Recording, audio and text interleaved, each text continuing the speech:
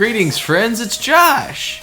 And I'm Ryan. We're here today on the Dead Tired Dads podcast, which is a podcast for gamers who don't have time to game. And I'm excited, as always, to be here with my good friend Ryan to talk about some video games and some fun stuff that's going on in our lives. So what's up, Ryan? I have a funny story. Oh, Ryan's got funny stories today. I do have a funny story. Yay!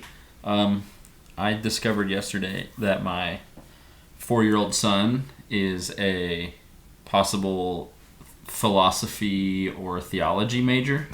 Okay.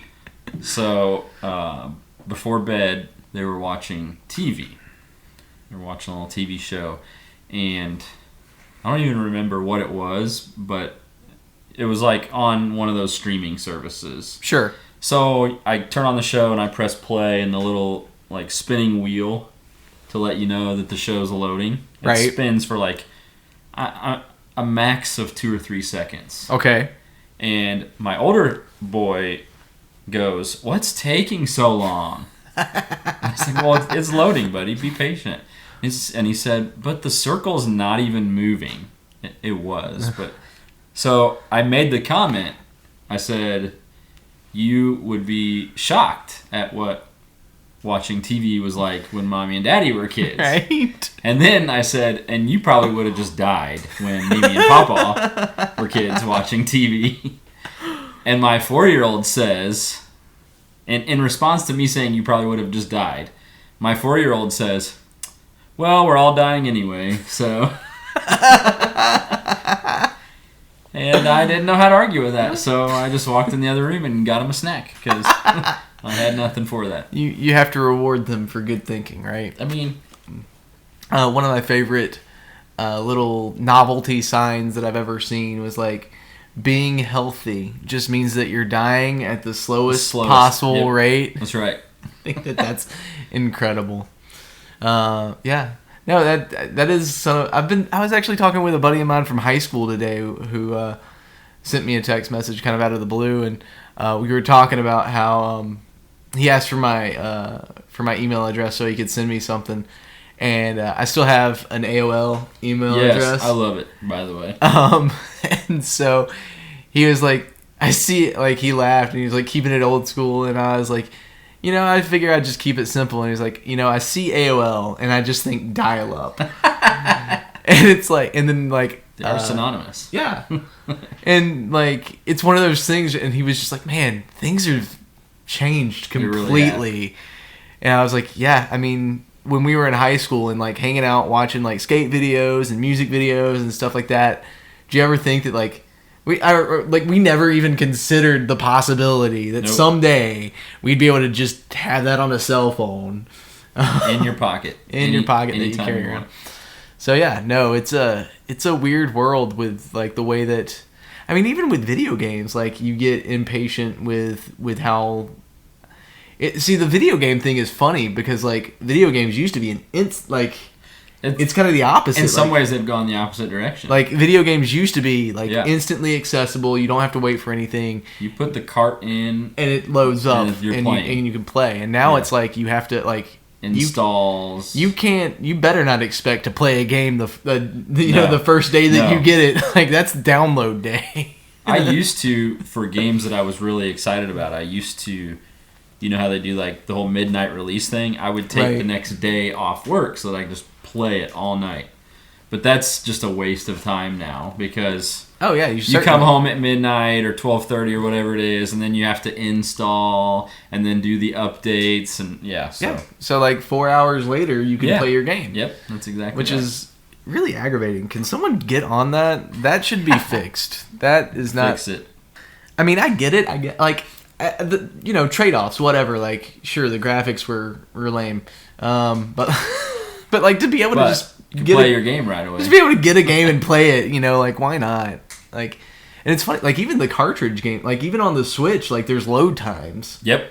Which is like, it's crazy to me. Yep. Because it should just be instantly accessible. That's my opinion. This is America. We want it now.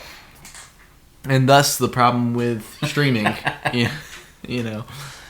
But I've had that conversation with my daughter as well of like, Hey, it used to be that you could only watch a TV show when it was on TV. Certain days. And now it's like she's just like constantly rewatching Ninja Turtles. Remember when you had exactly 3-minute commercial breaks that you had to like anything you wanted, snacks, bathroom breaks, anything. You had to go then. Full sprint for those 3 minutes. I don't want to miss anything. Gotta hurry. Yeah, no. The struggle was real, man. Man, we had it so hard. We did. It was so difficult. And all of the World War II veterans out there are sitting there going, all of them that listen to this show. Yeah, punk kids. In my day. We'll go Vietnam vets. How about that? There you go. There you go. It's a crazy world we live in, man. Like it's nuts though. It is. Yeah. So yeah, I mean, hey Ryan. Yes, Josh. So you let me borrow Shadow of Mordor. I did. And I've been playing it. You have. It's been fun. Is it good? I enjoy it.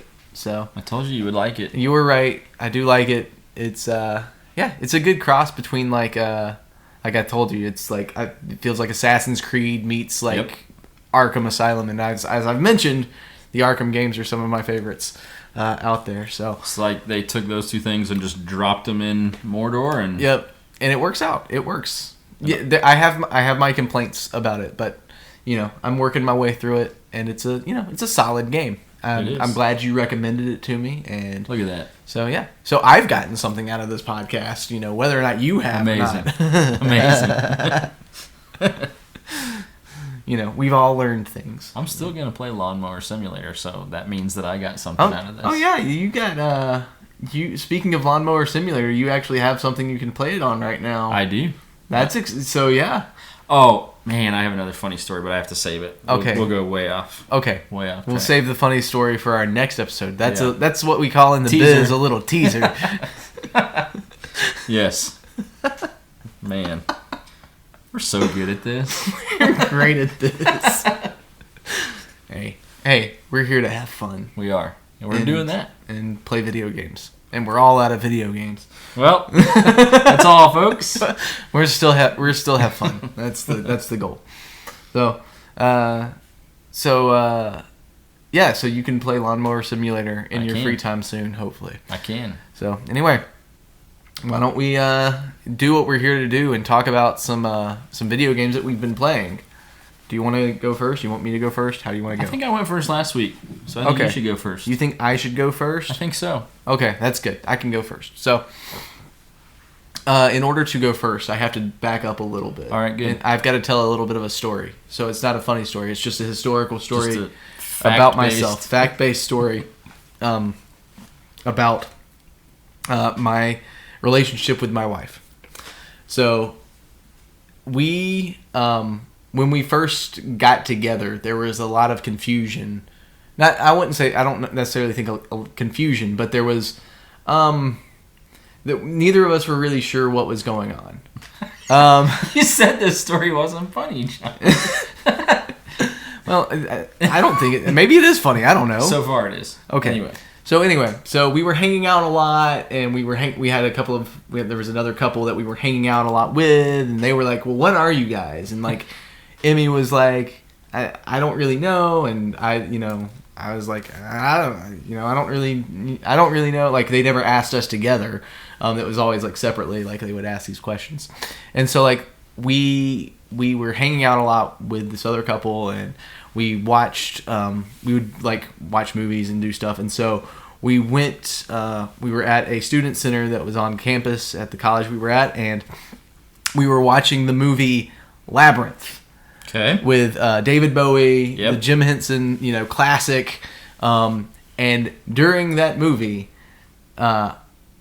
we kind of ended up holding hands for the first time. So that was that was scandalous. That was the point where it was like, okay, we're like, this is a thing. Like we are intertwined like our fingers.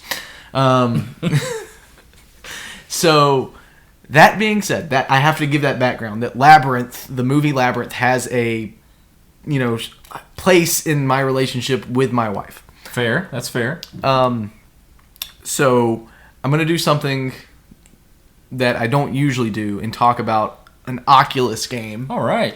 And I want to do that. The reason I don't usually talk about Oculus games, there are a lot that I could review that are a lot of fun, but I don't usually talk about them because I feel like the market for it is pretty niche. There aren't a ton of people out there with Oculuses or Oculis, maybe. What would be the plural on that? That's a good question. The meta oculi. Anyway, so there's not a ton of them out there, and amongst our listeners, there's even less. That's true. So I don't usually review games on the Oculus, but I want to talk about this one, and it's Walkabout Mini Golf. All right. And Walkabout Mini Golf, I want to talk about it because they just released a downloadable content for a Labyrinth mini golf course. Ooh. Based on the movie. It's all connecting. And so it's very cool. So in Walkabout Mini Golf, they have a bunch of different golf courses that you can play through. And it's very realistic. It feels like when you hit the ball, it feels like it, but it's, all of this beautiful scenery. So many cool things. But the Labyrinth one is really cool because it actually has this massive labyrinth that you can wander through in your VR headset. Nice. Which is very cool. Even outside of the actual golf course. There's the golf course that goes through kind of the movie and takes paths, through the labyrinth. But the rest of the labyrinth is there that you can kind of wander through and get lost in. That's really cool. So it's very cool. But overall, the game itself is also there's a lot to do. You every course. I can't even think how many courses there all are off the top of my head. But there's enough to keep you busy for a while just in the basic game, and then there's several downloadable courses that you can buy, and so every course you've got 18 holes, and then on every hole there's a lost ball that you can find that's a special a different ball that you can then pick to play with throughout the on the other courses and things like that, and they're all very creative courses, and just very fun to play in general. And then so you've got your standard daytime courses that are just your basic courses, and then once you play through it and get and find at least one lost ball or maybe it's a couple lost balls, I don't remember exactly, or get par on the course, you unlock the hard mode, which is you go through the same course, but it's at night. Sure. And the holes are all a lot harder. And instead of lost balls, you have basically it takes you on a scavenger hunt. You start off and you find a first clue, and that kind of tells you where your next clue is going to be, and you have to kind of travel around to the different holes looking for the different clues that you've been left. Yeah. And when you do that, you unlock different golf clubs. Ah, sure. So the Labyrinth one was really cool because they're called fox hunts. The scavenger hunts are called fox hunts. So for the fox hunt on the Labyrinth one, it takes you kind of through the movie as if you're familiar with the movie, David Bowie's character's name is Jareth. So Jareth has written you all of these clues, and he's kind of guiding you through the movie. And they're one of the cool things with the Labyrinth DLC is that it did actually animate certain characters and certain scenes from the movie. It's very cool. Not actual clips, but you're walking on the course and you see characters that you recognize from the movie, and they're doing things that they did in the movie. I was disappointed that they did not do a David Bowie. Jareth, the Goblin King, doesn't show up anywhere. Oh, I was going to ask if he did. He does not, which is very disappointing. But lots to explore, and it's a ton of fun. So cool.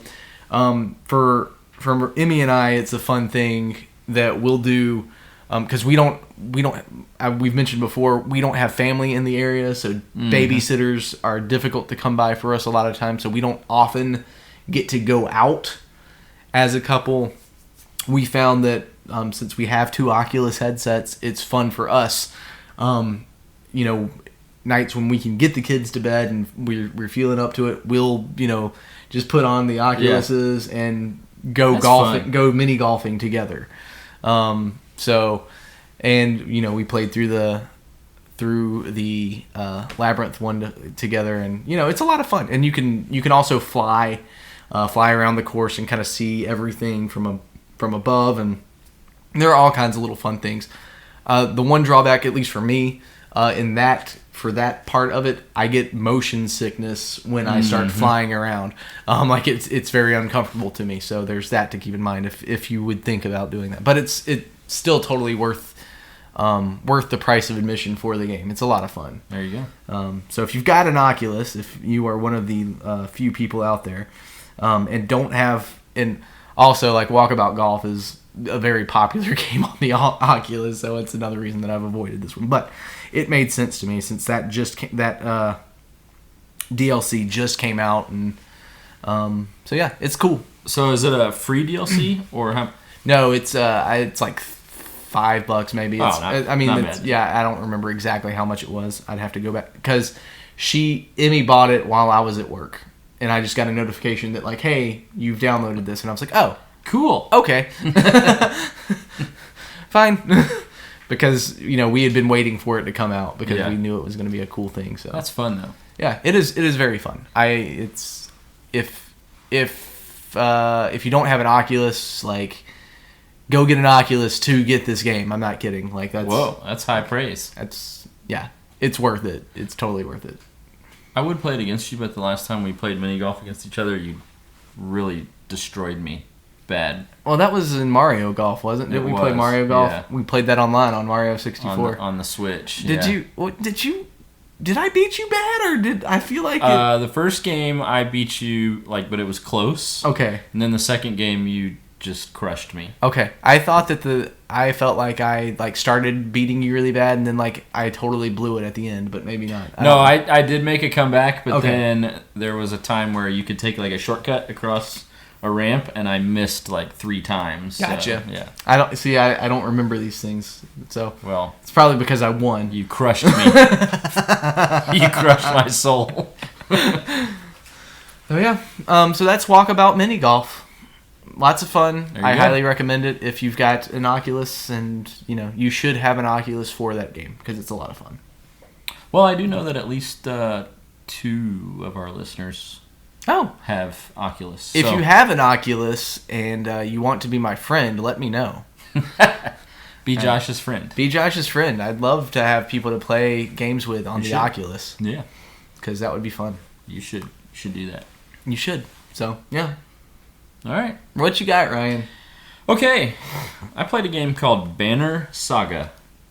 Banner Saga. Banner Saga. Yeah. Banner Saga.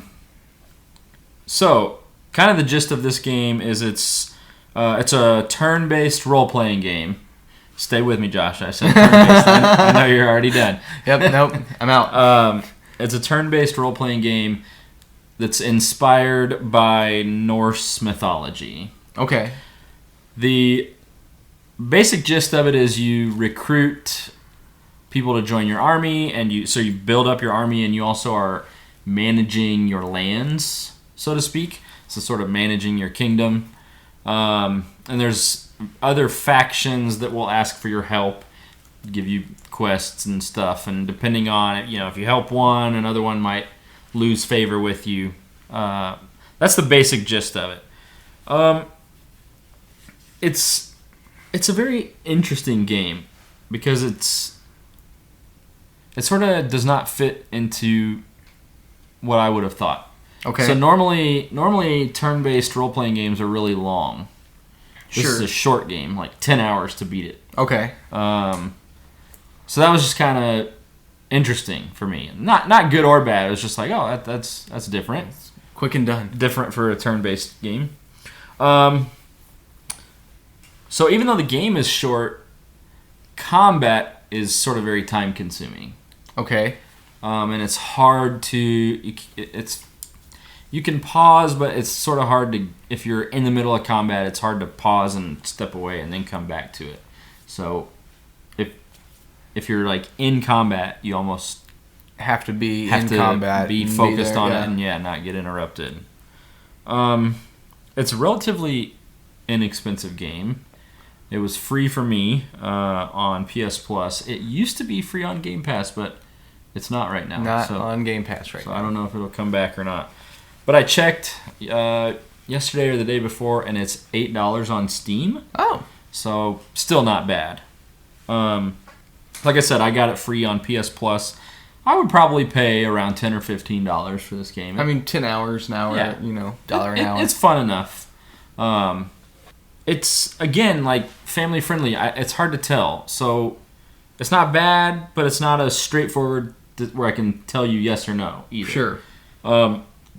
There's not a ton of violence, but there's some, and there's some sort of, like when you're watching some dialogue or some cutscenes, there's some violence there, and it's real enough that you may not want little kids to see it. You kind of just have to make that decision for yourself. Yeah. So just something you need to be mindful of. Like I said, it is inspired by Norse mythology, so there are some creatures that are a little scary looking. My 8-year-old was in the room a couple times when I played it, and it didn't seem to bother him, but I don't think he was paying too much attention. Sure. He was playing with toys or something. In fact, at one point, he sort of was watching me, and then he left the room, and I said, "Where are you going, buddy?" And he said, "This game's boring." And turn-based RPGs often are. So he bailed. It's definitely fun. It's entertaining. Last week I said that I could see how the puzzle game would be fun if you like puzzle games. Mm-hmm. This one's sort of the same. Okay. So this one was fun for me because I like turn-based role-playing games. Yeah. But if you don't, like, that's all this is. So there's not a whole lot of depth to it. It's just a very simplistic turn-based role-playing game. So take that for what you will. Josh's not gonna like it. Yeah, no, Josh is not going to play this game, unlike Shadow of Mordor. Yeah. So. Like I said, I enjoyed it. If you like those sort of typical, traditional RPG strategy games, give this one a shot. Like I said, $8 or free if you can find it on PS Plus or Game Pass. So, Banner Saga. Banner Saga. Banner Saga. I can't say that. It's Banner Saga. So, Banner Saga. It's fun enough. Yeah, fun enough. Yeah. Fun enough. It's not one where I'm gonna be like you have to play this game, but it's worth playing. Yeah, sure.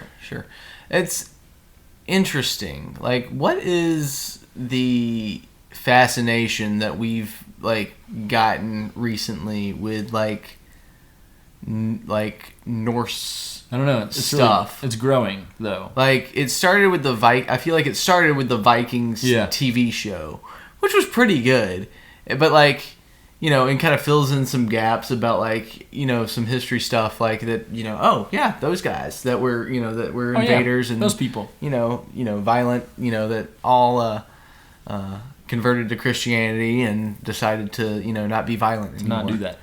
That's good for them, but everything it feels like is just kind of is being pulled that way. I have a theory. You have a theory, and it just came to me just now as you were talking. Go for it. So, maybe the popularity of Thor from the Marvel universe. Maybe that's possible. It's just a weird thing to me. I feel like, but it certainly has sort of out of nowhere I mean, seemingly out of it started. Like I said, it started with the Viking show, which has been out 10 years now. Yeah, but maybe longer. I don't remember when that show started, but even when that show started, it was people didn't get it didn't start to be this huge thing, and then it all just exploded all at once, where it's everyone wants to do you had all of these different the Northman movie and all of these different TV shows and. I don't know. It's just weird to me. And, Assassin's Creed got in on it, this game. Yeah, they did. Forgot about that. What happened to, Rome? Come on, we're the Western civilization. We developed out of Greek and Roman. Why don't we focus on that? Because that's our history, right? That's true. I don't know. I'm kidding, obviously. There's It's all mixed together, but there's probably a good theory for it, but I don't know. yeah, I just find it interesting. It is interesting that it all just kind of came together. So, yeah. So I realized as you were talking, Ryan, that I didn't cover a lot of our bases. I just talked about how great my game was. Well, if it's that good, you just talk about how great it is. Yeah. So cost effectiveness is probably pretty, for you spend $300 and then spend another $30 to get the game. Josh says worth it. Totally worth it. It really is. I think so anyway. I think you should get it. Ryan thinks if you like RPGs that you should play the game that I can't pronounce, Banner Saga. There you go. I just have to take my time with it. You can do it. I believe Banner Saga.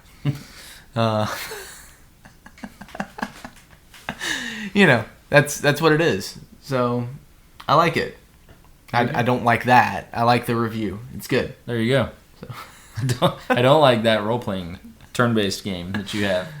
But anything else for the good of the whole, Ryan? I don't think so. You don't think so? Okay. Well, that's going to do it this week on this episode of the Dead Tired Dads podcast. We appreciate your time and your ears. We're glad that you were here and you stuck with us through this whole thing. It's phenomenal. If you wouldn't mind, do all of the things. And if you want to be my friend on Oculus, let me know. Oh, yeah. There are ways that you can communicate with me. And I trust that you can figure those out. You got to be Josh's friend. But thanks again for listening. We will catch you next time on the next episode of the Dead Tired Dads podcast. Bye.